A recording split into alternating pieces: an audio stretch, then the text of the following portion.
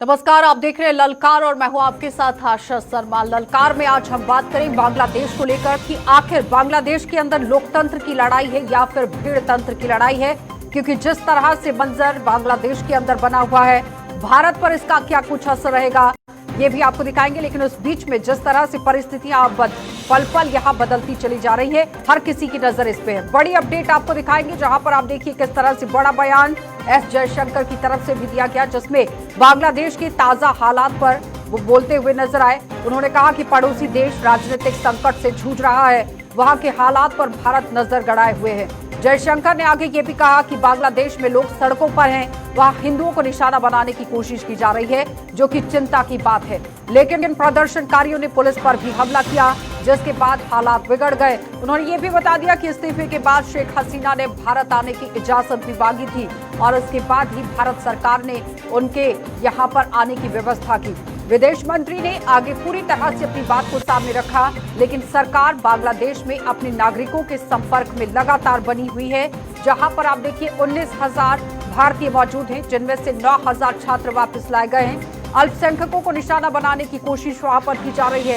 इस तरह से तस्वीरें भी आई और कुछ बयान भी सामने आए, जिसमें आपने देखा कि काली माता के मंदिर पर भी किस तरह से हमला कर दिया गया, इस्कॉन मंदिर पर भी हमला कर दिया गया और इस्कॉन मंदिर के जो पुजारी थे वो अपना बयान दर्ज करते नजर आए। वो कह रहे थे कि पहला ऐसा मौका नहीं है जब हिंदुओं को टारगेट किया गया हो, इससे पहले कई बार इस तरह से घटनाएं बांग्लादेश में देखी गई हैं। और यहाँ पर आप देखिए बांग्लादेश में जो भी सरकार बने उनसे समर्थन मिले, मांग एक सामने रखी गई है कि भारत के हाई कमीशन की सुरक्षा यहां पर की जाए, चाहे कोई भी सरकार बन जाए। साथ ही ये भी कहा गया कि भारत सरकार बांग्लादेश के ताजा हालातों को लेकर बेहद गंभीर है और सरकार पूरी तरह से नजर बनाए हुए है, क्योंकि जिस तरह से बांग्लादेश के अंदर 19,000 भारतीय बताए गए थे। लेकिन बड़ी अपडेट आपके सामने, जहां पर बांग्लादेश के हालात पर दोनों सदनों के अंदर चर्चा भी हुई और इस पर आपने देखा किस तरह से अपनी बात को सामने रखते भी नजर आए थे। लेकिन फिलहाल शेख हसीना ने भारत आने की इजाजत मांगी थी। ये बड़ी बात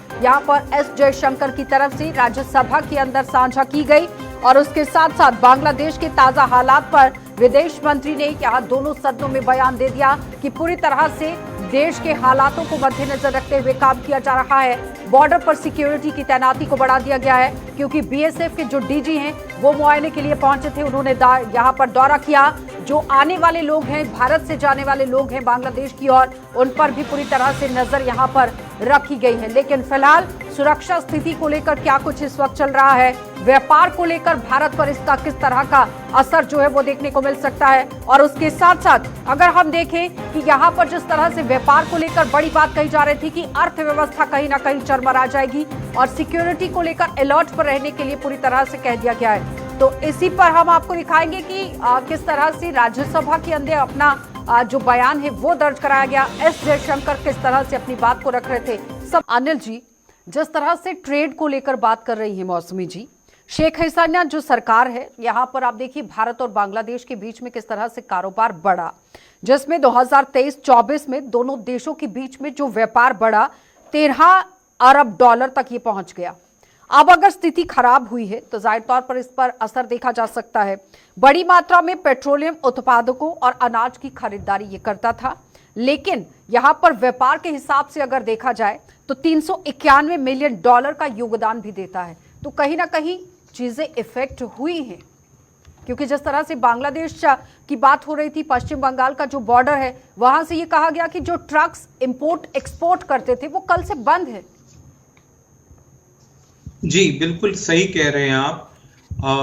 ये जो बांग्लादेश में जो प्रॉब्लम हो रही है, ये पहली बात तो आप ये देख लीजिए पहली बार नहीं हो रही है। बांग्लादेश में ये प्रॉब्लम जो हुई है तीसरी या चौथी बार हुई है। मुजीबुर रहमान का असैसिनेशन हुआ, उसके बाद में मिलिट्री रूल आया, मिलिट्री रूल में भी प्रॉब्लम रही। वो जो वहाँ पे जियाउर रहमान साहब आए, उनका भी असैसिनेशन हुआ, उसके बाद दूसरा मिलिट्री रूल। कंटिन्यूअसली बांग्लादेश में कभी 1971 की आज़ादी के बाद कभी स्टेबिलिटी जैसी चीज रही नहीं। हर 5-6 साल में चेंजेस होते रहे।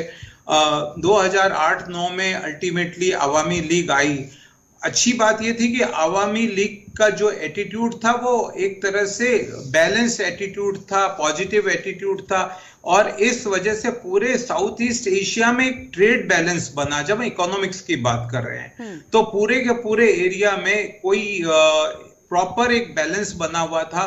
और ये जो मिलिट्री को हुई है, मिलिट्री को ही कहूंगा, पब्लिक का तो नहीं इसमें, क्योंकि मिलिट्री का इन्वॉल्वमेंट मुझे ज्यादा लगता है और फॉरेन इन्फ्लुएंस ज्यादा लगता है, क्योंकि फॉरेन इन्फ्लुएंस इसमें ज्यादा है, मिलिट्री का इन्वॉल्वमेंट है। तो डेफिनेटली अब जो रिजीम आएगी वो इंडिया फ्रेंडली शायद इतनी नहीं हो जितनी आवामी लीग रूल्ड पार्टी थी या शेख हसीना जी थी, because of her own background. अब अगर ये इंडिया फ्रेंडली नहीं होती है तो नेचुरली दूसरी फोर्सेस, चाहे चाइना का नाम ले लीजिए, पाकिस्तान का नाम ले लीजिए, they will be more active. And definitely when China and Pakistan are active economically, socially, politically, India will have to be very very cautious, careful, and India factor जो है वो डिस्टर्ब होगा। इंडिया का बहुत बड़ा इन्वेस्टमेंट अभी बांग्लादेश में लगा हुआ है। ट्रेड तो होता ही हमारा, बिसाइड्स हमारा बहुत ह्यूज इन्वेस्टमेंट है वहां पावर सेक्टर में, वहां के पोर्ट में, वहां के एजुकेशन सेक्टर में। गवर्नमेंट ऑफ इंडिया ने जगह जगह वहां इन्वेस्टमेंट किया हुआ है इन 14-15 सालों में खास तौर से। लेकिन जिस तरह से शेख हसीना भारत में इस वक्त हैं, शरण तो नहीं बोल सकते हैं लिए हुए हैं, लेकिन पहुंची हुई है वो कल से, और अभी तक लंदन और फिनलैंड जाने की बात हुई थी। पिक्चर पूरी तरह से क्लियर नहीं हो पा रही है। कहा जा रहा है कि अभी ग्रीन सिग्नल नहीं है, जिसकी वजह से कहा नहीं जा सकता है कि कहां पर जाएंगी। लेकिन अगर ज्यादा समय वो भारत में निकालती हैं तो फिर इसका असर सीधा सीधा क्या बांग्लादेश के अंदर भी देखा जा सकता है? क्योंकि एक तो सेंटिमेंट्स को तौर पर देखा जाए तो बांग्लादेशियों के अंदर यहाँ पर एंटी सेंटिमेंट्स हो जा सकते हैं इंडियन के लिए।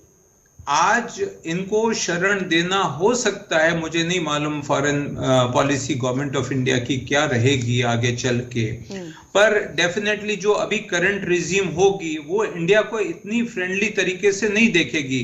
नेचुरली जब आप शरण इनको देंगे आवामी लीग के लीडर को, जिनके अगेंस्ट में सब कुछ हुआ इतना, तो जो नई रिजीम है वो डेफिनेटली इंडिया को इतना फेवरेबल ट्रीटमेंट जो अभी तक मिल रहा था, या India was so close her तरीके से, पर्टिकुलरली सोशली, ये दोनों बंगाल आपस में इतने ज्यादा मिल गए थे।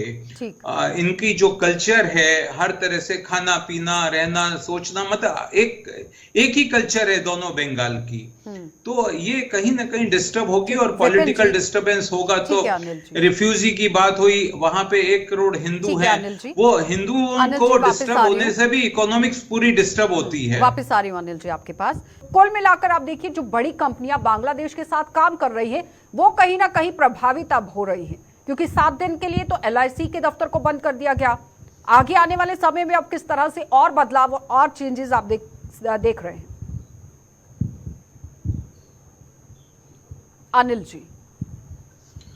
मैं ये कहूंगा कि ये जो बिजनेस में जो एडवर्स इफेक्ट आएगा ये चारों तरफ से आएगा, क्योंकि बांग्लादेश बहुत बड़ा क्वांटिटी में, बांग्लादेश का almost 50% trade officially and unofficially India के साथ में है।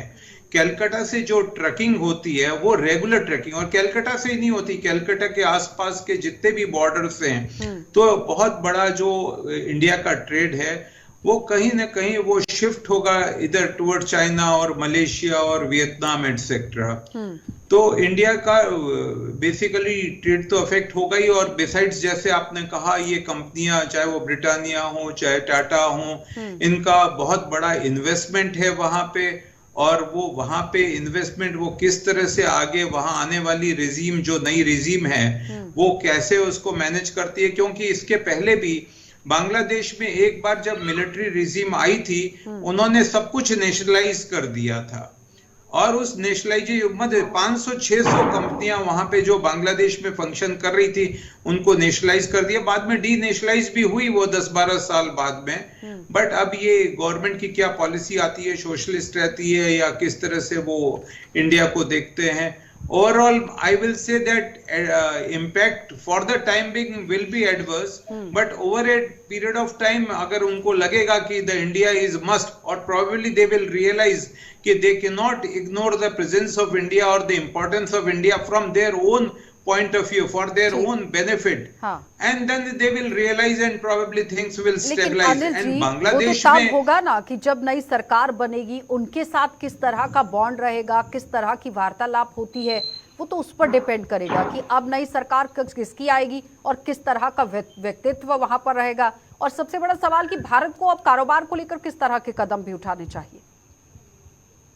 इंडिया को तो एक कॉशियस अप्रोच रखनी पड़ेगी, क्योंकि जो आपका जो पैसा वहां लगा है वो वापस लौट के आना चाहिए। This is very important. अभी वो अगर वहां पैसा फंस जाता है, ऐसा कई देशों में हुआ है कि यहाँ के एक्सपोर्टर्स ने सामान दे दिया और उसका रियलाइजेशन नहीं आ पाया, तो India government will have to look for a mechanism at a official level that Indian exporters are protected against this risk.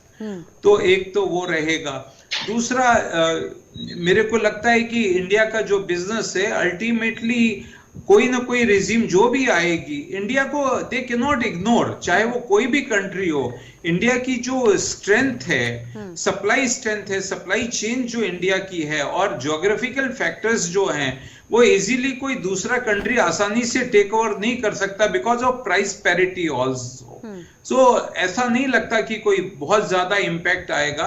Definitely सबसे बड़ा जो प्रॉब्लम होगी, इकोनॉमिक प्रॉब्लम या सोशल प्रॉब्लम है, that is migration of people in a large number now. So जो migration होगा उसका जो इकोनॉमिक इफेक्ट आएगा, that has to be measured and that has to be watched much more. ठीक है, धन्यवाद अनिल जी आपका भी, और उनके साथ साथ यहाँ पर हमारे साथ विपिन जी जुड़े हुए थे, आपका भी धन्यवाद। तो फिलहाल बांग्लादेश और भारत की स्थिति अब किस तरह से हो सकती है, इस पर चर्चा चल रही थी, लेकिन फिलहाल आपने देखा कि बांग्लादेश के अंदर पूरी तरह से स्थिति अभी तक नियंत्रण में नहीं आई है। अंतरिम सरकार बनने की बात हुई है, लेकिन उसके साथ तालमेल भारत का किस तरह से बैठता है, अब ये बड़ा सवाल रहेगा। फिलहाल ललकार में इतना ही। देश और दुनिया की खबरों के लिए आप बने रहिए JK24/7 न्यूज के साथ।